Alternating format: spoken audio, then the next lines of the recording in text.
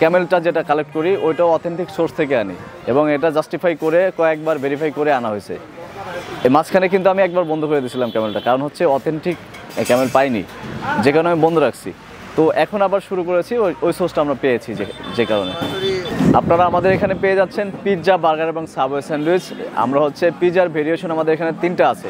একটা হচ্ছে chicken pizza, beef pizza এবং ক্যামেল মিট পিৎজা, এবং সাথে পেয়ে যাচ্ছেন হচ্ছে আপনি স্কুইড অক্টোপাসের পিৎজা। সরি, পিৎজার ভেরিয়েশন আমাদের এখানে 4টা পেয়ে যাচ্ছেন।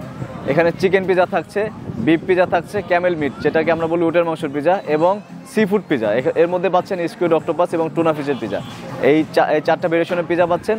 প্লাস আমাদের এখানে পাচ্ছেন বার্গার অ্যান্ড সাবওয়ে স্যান্ডউইচ, এবং কিছুদিনের মধ্যে আপনারা পেয়ে যাবেন আমাদের এখানে শর্মা পাবেন, এবং হচ্ছে french fry, wedges, wings, chicken fry, মানে ফাস্টফুডের অল আইটেম এখানে পেয়ে যাবেন। পিৎজার বিশেষত্ব ভাই হচ্ছে, পিৎজার বিশেষত্ব বলতে গেলে তো আপনাকে খেয়ে দেখতে হবে, আমি বললে তো হবে না। তো আমি যেটা মনে করি, আমার অডিয়েন্সের যেটা ধারণা বা আমার যেটা ধারণা হচ্ছে, আমরা দেশের সর্বোচ্চ র মেটেরিয়ালস কালেক্ট করে পিৎজা তৈরি করি। সেক্ষেত্রে আমরা কনফিডেন্টের সাথে বলতে পারি যে আমাদের পিৎজাটা সেরা। সেটা বলতে হলো কি, যেমন র মেটেরিয়ালস যেটা চিকেনটা যদি বলেন আপনি, চিকেন আমি নিজে থেকে আনি, কাটায় নিজে থেকে আনি। বিফটাও আমি নিজে থেকেই আনি, এবং দেশি সারের বিফ নিয়ে আসি। কারণ হচ্ছে এই পিৎজাটা আমার নিজেরও খেতে হয়, আমার ফ্যামিলি কিন্তু এখানে মার্কেটে যখন আসে ফ্যামিলি এটাই খেতে আসে, শুধুমাত্র পিৎজা খাওয়ার জন্য আসে। আমার বাচ্চারা ছোট। ইভেন ইতালি থেকে আমার এক ফ্রেন্ড ইতালি থাকে, সে আসছিল দেশে আসলে তার সাথে ইতালিয়ান একজন ট্যুরিস্ট আসছিল আমাদের দেশে ঘুরতে।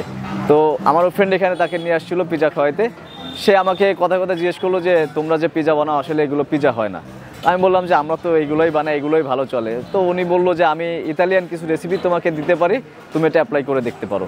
দেন হচ্ছে ওনার থেকে ইতালিয়ান রেসিপিটা মূলত নেওয়া, ওই Italian recipe plus American recipe দুটো মিক্সিং করে আমরা পিৎজা তৈরি করে থাকি।